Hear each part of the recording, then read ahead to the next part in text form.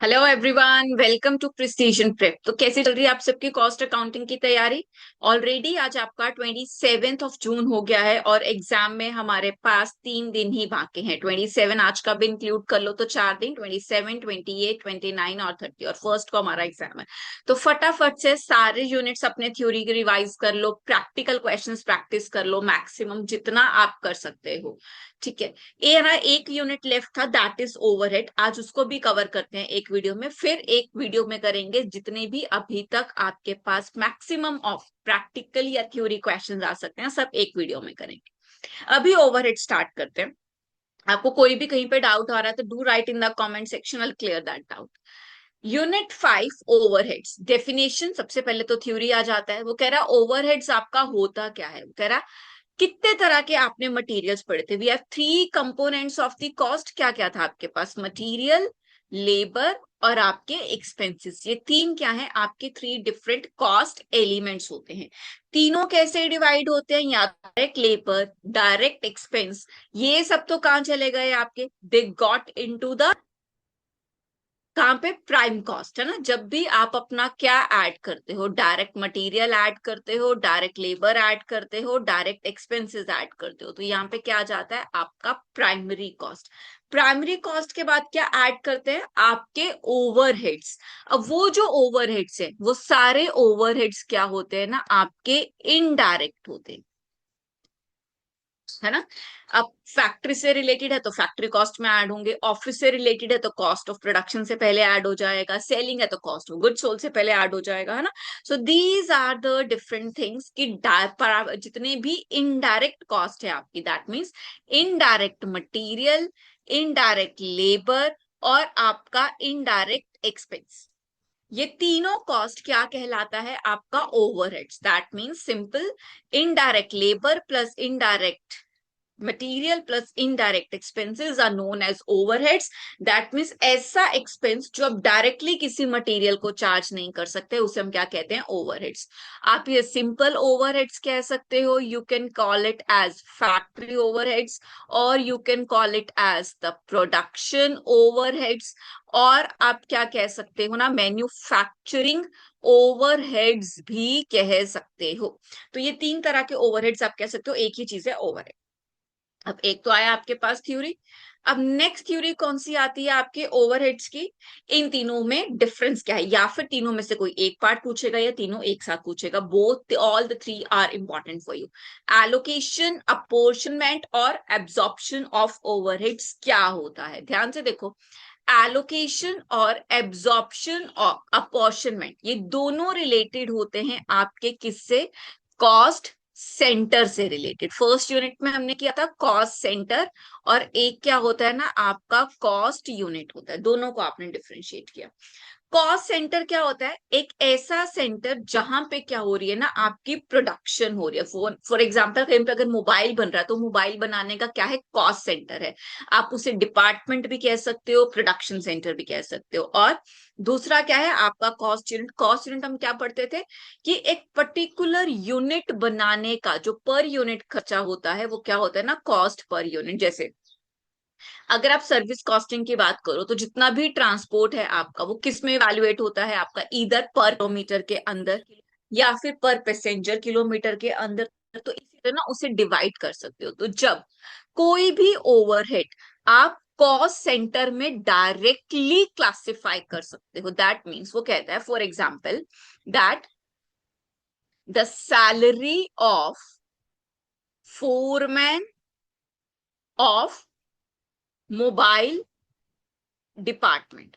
That means उस बंदे की सैलरी आपको कैलकुलेट करनी है, फोरमैन की, जो मोबाइल डिपार्टमेंट का फोरमैन है। तो मोबाइल डिपार्टमेंट का फोरमैन है, इसकी जितनी भी सैलरी, सपोज 60,000 सैलरी दिया, अब इसका जितना भी सैलरी है वो किसको एलोकेट होगा? सिंपल है ना, it will be directly allocated to the mobile centre जहां पे वो बन रहा है। दैट मीन्स उसको हम एलोकेट कर सकते हैं एक पर्टिकुलर सेंटर में जहां पे वो बन रहा है। तो ये क्या हुआ मेरा? Allocation of overhead.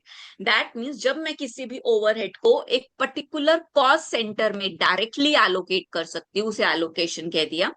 अपोर्शनमेंट इसी के अंडर हम किसी भी डिपार्टमेंट में उसके ओवरहेड को क्लासिफाई नहीं कर सकते। वी कैन नॉट से कि वो मोबाइल डिपार्टमेंट का एक्सपेंस है या किसका एक्सपेंस है, we can not do that. हम क्या करेंगे, यहाँ पे फॉर एग्जाम्पल वो कह रहा है the rent of the building, ठीक है, not not the rent of the building, let's say expense लेते हैं किसी का। वो कहता है वर्क मैनेजर, है ना, वर्क मैनेजर है, उसकी सैलरी है। अब वर्क मैनेजर के अंदर आपके पास क्या आ गया, आपका मोबाइल डिपार्टमेंट भी है, उसी के अंदर जहां पे रिपेयरिंग हो रही है वहां सर्विस डिपार्टमेंट भी है, फिर और कुछ आपका लैपटॉप भी प्रोड्यूस हो रहे हैं उस कंपनी के अंदर, तो वो भी है। सो दो जो वर्क मैनेजर है वो तो उस फ्लोर पे सबका ही काम देख रहा है ना, जो वार्ड बॉय है वो तो सबका ही काम देख रहा है, मैनेजर का भी सर्विस का भी, इन सबका काम देख रहा है। तो कह रहा है कैसे डिफाइन करोगे। सो यहाँ पे आप पर्टिकुलर अगर 10,000 रुपए वर्क मैनेजर की सैलरी, यू कैन नॉट से कि मोबाइल का कॉस्ट सेंटर का सैलरी है या सर्विस डिपार्टमेंट का है, तो ऑन सम अप्रोप्रिएट बेसिस या तो नंबर ऑफ पेशेंट के बेसिस पे डिवाइड करोगे। आपको इस एक्सपेंस को डिफरेंट कॉस्ट डिपार्टमेंट्स में, कॉस्ट सेंटर में जो अपोर्शन करना है, that is known as apportionment overheads. For example hospitals में एक आपके पास फ्लोर है ना, उस फ्लोर के ऊपर ऐसा तो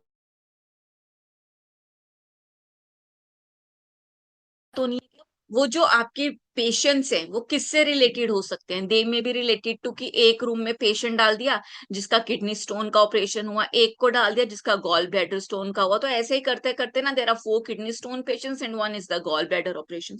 अब वो जो उस फ्लोर पे आपका वार्ड बॉय है जो उसका ध्यान रख रहे हैं, जितनी भी सैलरीज है, यू कैन नॉट एलोकेट कि वो जो कॉस्ट सेंटर है, वो जो सर्विस है, वो सिर्फ आपका किडनी डिपार्टमेंट में जाएगा, नहीं जा सकता, बिकॉज उसको एलोकेट नहीं हो सकता, यहाँ पे 2 डिपार्टमेंट है। सो दोनों के कॉस्ट सेंटर पे ऑन सम इक्विटेबल बेसिस जो डिपार्टमेंट का दिया होगा वो आपको क्या करना होगा ना, डिफाइन करना होगा। That means direct cost centre में चला गया, सीधा सीधा दिया है तो आपका एलोकेशन, उसी कॉस्ट सेंटर के अंदर डिफरेंट डिफरेंट डिपार्टमेंट्स में डिवाइड करना है तो आपका अपोर्शनमेंट। अब इन दोनों को छोड़ दिया, apportion absorption of overhead is directly cost unit, that means per unit cost आपकी absorption कैसा हुआ। absorption को आप रिकवरी ऑफ ओवरहेड भी कह सकते हो या फिर एप्लीकेशन ऑफ ओवरहेड्स भी है ना, कह सकते हो। Absorption of overheads, application of overheads या रिकवरी ऑफ ओवरहेड्स, तीनों कह सकते हो। अब यहाँ पे आपको डिवाइड करना है पर कॉस्ट यूनिट, ठीक है।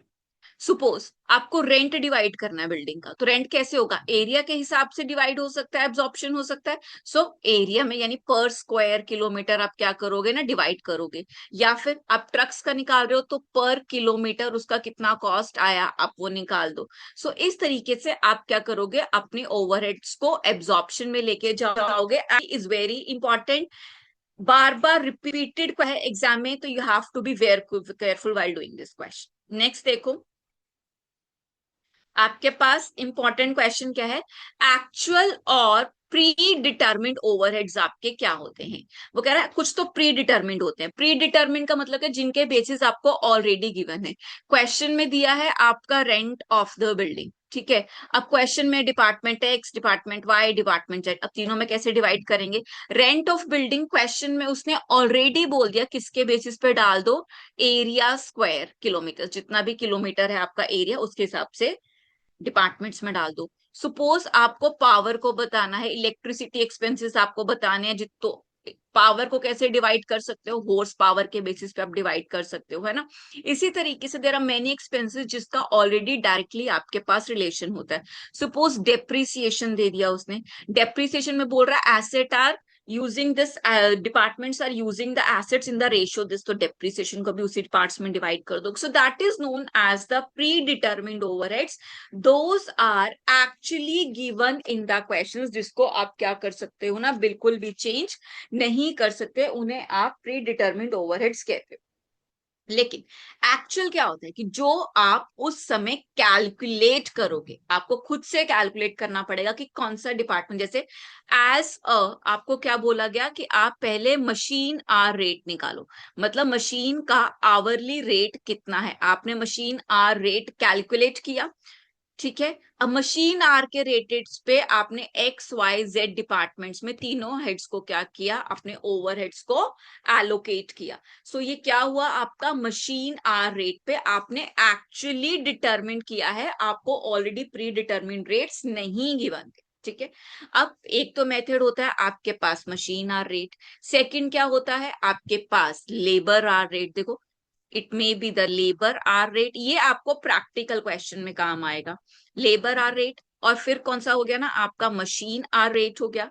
फिर वो कहता है as a percentage of material consumed हो सकता है ना, आपने एज अ डायरेक्ट मटेरियल निकाल लिया, या एज अ परसेंटेज आपका प्राइम कॉस्ट हो गया। तो इस तरीके से जो परसेंटेज कह सकता है, या फिर as percentage of direct wages, ये 5 आपके ऐसे ओवरहेड्स होते हैं जो आप एक्चुअल बेसिस पे क्या करते हो ना, कवर करते हो।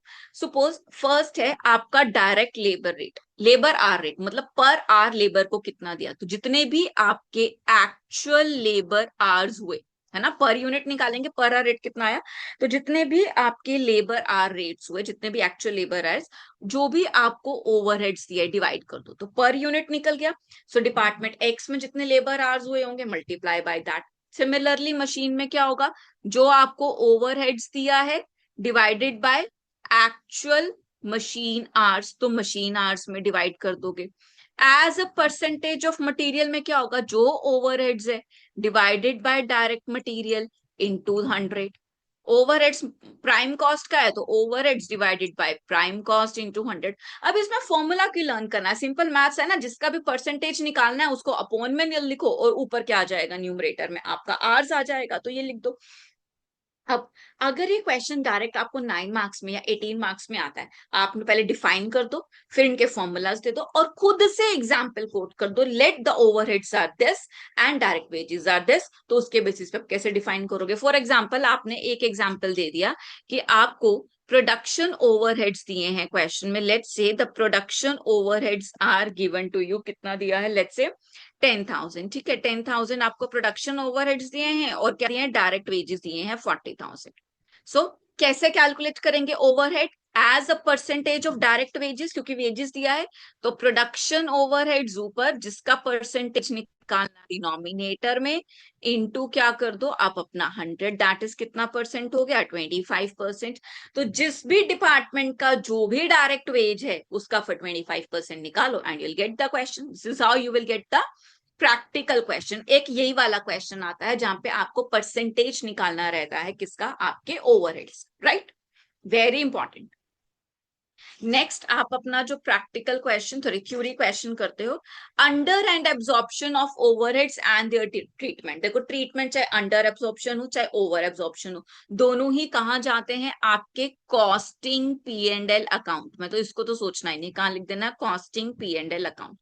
अंडर एब्जॉर्प्शन ऑफ ओवरहेड क्या है, आपने लेट्स से एक्चुअल कैलकुलेट किया कि आपका 1000 आ रहा है ओवरहेड, है ना, लेकिन ऑलरेडी जो गिवन है, जो उन्होंने अप्लाई किया है, लेट्स से वो कितना अप्लाई किया है, 1500, मतलब ज्यादा एलोकेट कर दिया, कम करना, तो यानी ये ओवरहेड्स क्या है, आपके ओवर एब्जॉर्प्शन है। So over absorption of 500 of the overheads will be charge to costing P and L account, right. Similarly reverse कर दो, वो कह रहा है एक्चुअल 1500 थे, लेकिन होने से दिए सिर्फ 100 है, मतलब अंडर एब्जॉर्प्शन है। अंडर एब्जॉर्प्शन कितना हो गया, 500 हो गया। ये भी कहां चार्ज होगा, costing P and L account में। So this is under absorption and over absorption. आप अपना एग्जाम्पल देके इस चीज को क्लियर कर सकते हो। नेक्स्ट देखो, अब ये कुछ ऐसे क्वेश्चंस हैं, ये आ भी सकते हैं, नहीं भी आ सकते, लेकिन अगर आपको कॉस्ट अकाउंट्स और फाइनेंशियल अकाउंट अच्छे से आता है, और आपने ऑलरेडी यूनिट 5 में अपना रिकॉन्सिलिएशन स्टेटमेंट कर लिया, तो ये क्वेश्चन आपका ऐसे ही हो जाएगा। How will you treat the following in the cost account. IOC, IOC क्या होता है, interest on capital. Ma'am interest on capital तो हम लेते ही नहीं है कॉस्ट अकाउंट में, because it's an item of financial account. Explain करो क्या होता है, फिर आप अपना उसका एक्सप्लेनेशन दे दो और बता दो कि क्या होगा। ऑडिट फीस कहाँ चार्ज होती है, फाइनेंशियल अकाउंट में। मैम ऑडिट किसका होता है, फाइनेंशियल बुक्स का, बैलेंस शीट का, प्रॉफिट एंड लॉस स्टेटमेंट का। लेकिन कॉस्ट अकाउंट में हम बैलेंस शीट नहीं बनाते, प्रॉफिट एंड लॉस स्टेटमेंट नहीं बनाते, कॉस्ट शीट बनाते हैं, तो यहाँ पे ऑडिट फीस चार्ज नहीं होता। कैजुअल वेजेस, कैजुअल वेजेस कहाँ चाहते हैं, आपके कॉस्ट शीट में एंटर होते हैं। कहाँ पे, अगर डायरेक्ट है तो प्राइम कॉस्ट के अंदर, इनडायरेक्ट है तो ओवरहेड्स के अंदर। कैरेज इनवर्ड्स कहाँ ऐड होता है, डायरेक्ट मटेरियल कंज्यूम, क्योंकि कहाँ लाए जाता है, they are use to bring the raw material into the form. Leave wages, leave wages क्या है कि वेजेस है लेकिन लीव पे, मतलब उन्होंने लीव ले रखा है तब भी उन्हें पैसा मिलेगा, तो ये ऐड करना चाहिए या नहीं करना चाहिए। Leave wages are like employ benefit expense, और एम्प्लॉय बेनिफिट कहाँ जाता है, आपका सारा का सारा they get into the financial accounts, cost में नहीं जाता है। नेक्स्ट करते हैं। तो see these are some kind of the question से आप क्या करो, इन सब का डेफिनेशंस कर लो, ये आपको काम में आएगा कि कहाँ पे यूज होगा। ठीक है, नेक्स्ट अब चलो करते हैं आपके प्रैक्टिकल क्वेश्चंस जो हमारे काम में आने वाले हैं। चलो स्टार्ट करते हैं।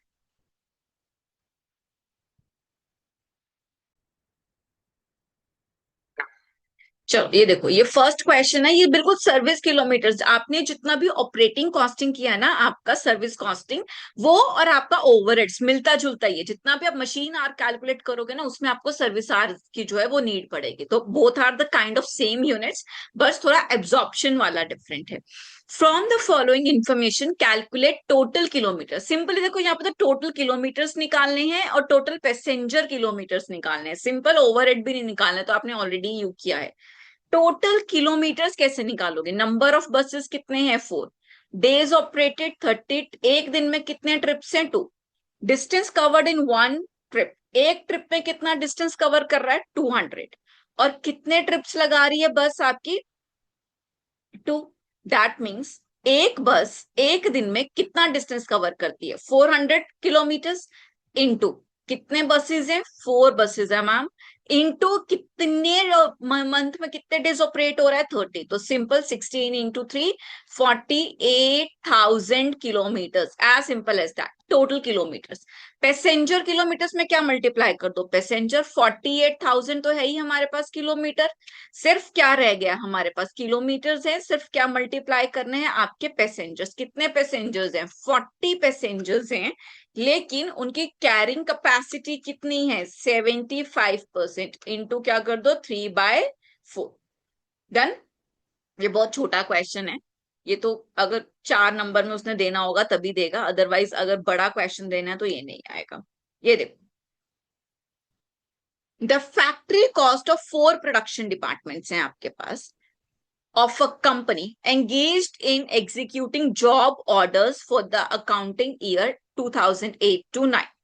Department A, B, C, D, 4 departments हैं। Orders have, overheads have been absorbed as per the following rates or method of different departments. That means ये कौन से हो गए, प्री-डिटर्मिन्ड वाले हो गए आपके पास, कि डिपार्टमेंट ए में 1.50 पर मशीन आर है, एक्चुअल आर कितने पे काम किया, 14,000 आवर्स पे।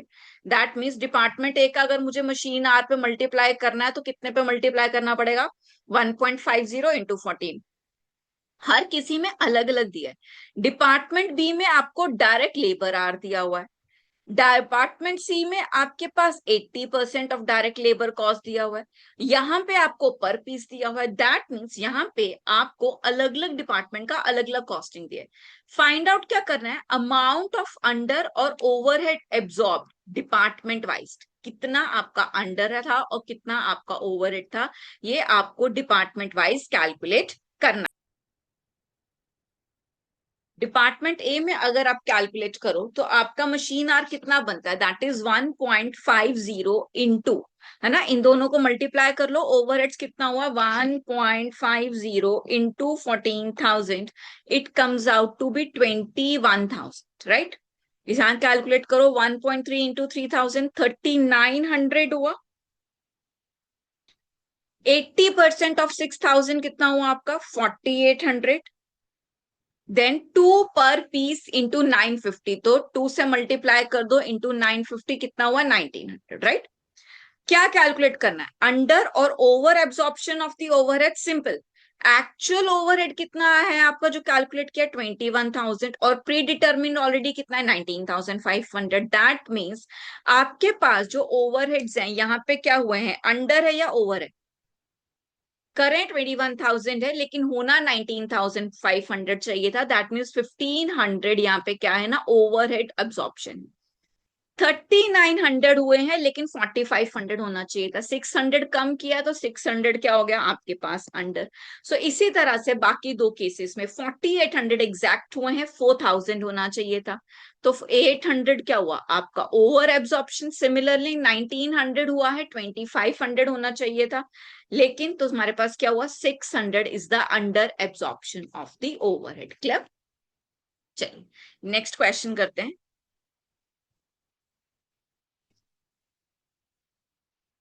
ये देखो, इसमें आपके पास क्या है, the company has 3 production departments, that is X, A, B and C, और 2 सर्विस डिपार्टमेंट्स हैं, that is which one, X and Y.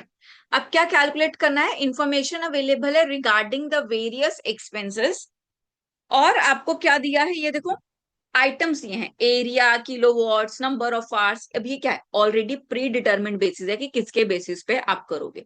ए का एरिया स्क्वायर मीटर्स कितना है, इसके पास किलोवाट पर आवर सबके पास कितना है, नंबर ऑफ वर्कर्स कितने हैं, कैपिटल वैल्यू कितना है। But you have to do is, you have the following information to you regarding which आप प्रोडक्शन डिपार्टमेंट से करने में just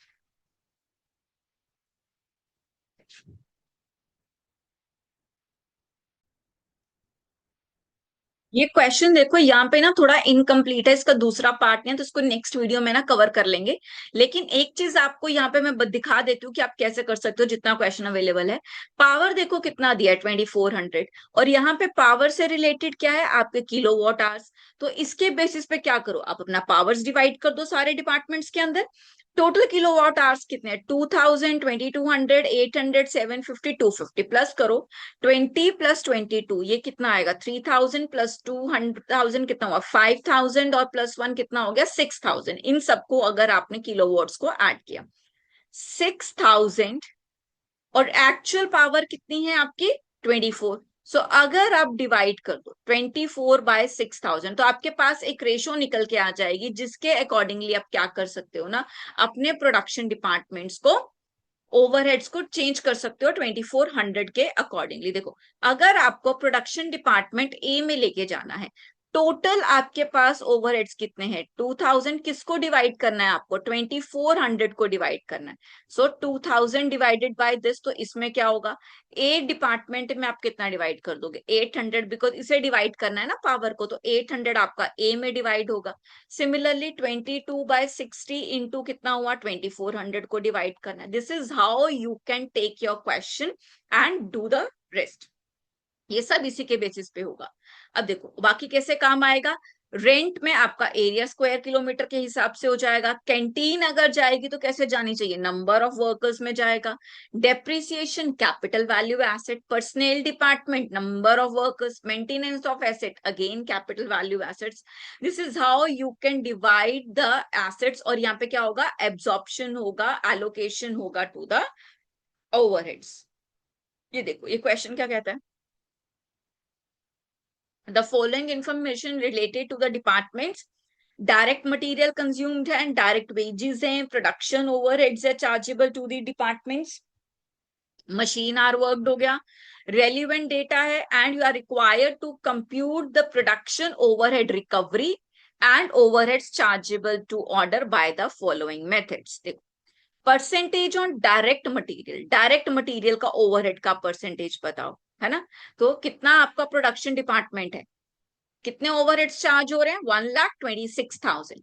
तो जितना भी ओवरहेड डिवाइडेड बाय किसका परसेंटेज चाहिए, डायरेक्ट मटेरियल का। तो ये लो आपका डायरेक्ट मटेरियल कितना है, 1,80,000 इंटू 100। ये किसका क्वेश्चन हो गया, फर्स्ट पार्ट का आंसर हो गया। Percentage on prime cost, prime cost क्या होती है, direct material consume, direct labour. 1,20,000 divided by इन दोनों का total 3,30,000 into 100। Machine hour rate percentage on direct wages, 1,26,000 divided by 1,50,000 into 100। Labour hour rate, labour hour कितना काम कर रही है 12,000, तो प्रोडक्शन डिपार्टमेंट कितना है 1,26,000 डिवाइडेड बाय आपका 12,000। मशीन आर भी सेम होगा 1,26,000 और 10,000 क्या है आपका मशीन आर रेट। डन। यहाँ पे अभी तक जो आपका आंसर आया वो कौन से पार्ट का आया है ना, इस वाले पार्ट का, रिकवरी का। अब चार्जेबल टू द ऑर्डर, इस वाले ऑर्डर का चार्जेबल भी तो निकालना है, तो कैसे कैलकुलेट करोगे? थ्रू डिफरेंट मेथड्स, है ना। लेबर आर रेट कैसे चार्ज होगी 1650, ये आपने लेबर आर्ट का रेट निकाला 1,26,000 को कैलकुलेट करो, या यहाँ पे देख लेते हैं आपका जो मशीन है वो कितना आया, वो 12.126 आ गया मशीन का 112.6। तो मशीन आवर्स कितने हैं 1200, तो 1200 इंटू 12.6। लेबर आवर्स का जो रेट आएगा डिवाइड मल्टीप्लाई बाय 1650। वेजेस का जो पोर्शन आया multiply by wages, material consume का आया material consume. This is how you can divide your factory overheads, right. Next करते हैं आपका, ये देखो यहाँ पे मशीन आवर्स रेट कैलकुलेट करने हैं। तो ये अच्छा क्वेश्चन है, बड़े ध्यान से करना। आपको सर्विस कॉस्टिंग में क्वेश्चन मैंने ऑलरेडी कवर किया है, तो आप वहां जाके ध्यान से देखो। लेकिन एक चीज यहाँ पे ध्यान में रखना, क्वेश्चन में देखो आपके एनुअल वर्किंग आवर वो कह रहा है कितने हैं 3,000, लेकिन उसमें से 400 घंटे तो कहाँ लगा दिया आपने, रिपेयर्स और मेंटेनेंस में। और रिपेयर और मेंटेनेंस वर्किंग में काउंट नहीं होता। सो 3,000 माइनस 400, 26 आवर्स से आप डिवाइड करोगे आपके सारे एक्सपेंसेस को, नॉट विद द 3,000, बिकॉज जो 400 आवर्स हैं वो आपके रिपेयर्स और मेंटेनेंस से रिलेटेड है। सेटिंग अप टाइम बता दिया है to be treated as a productive time, ठीक है वो प्रोडक्टिव है सेटिंग अप टाइम, तो 156 माइनस नहीं करेंगे। रेस्ट देखो यहाँ से आपकी डेप्रिसिएशन निकलेगी, तो डेप्रिसिएशन बाय आवर्स कैलकुलेट करोगे। तो ये क्वेश्चन ट्राई करो, कवर करेंगे नेक्स्ट क्लास में। If you like this video kindly like share and subscribe. Thank you so much.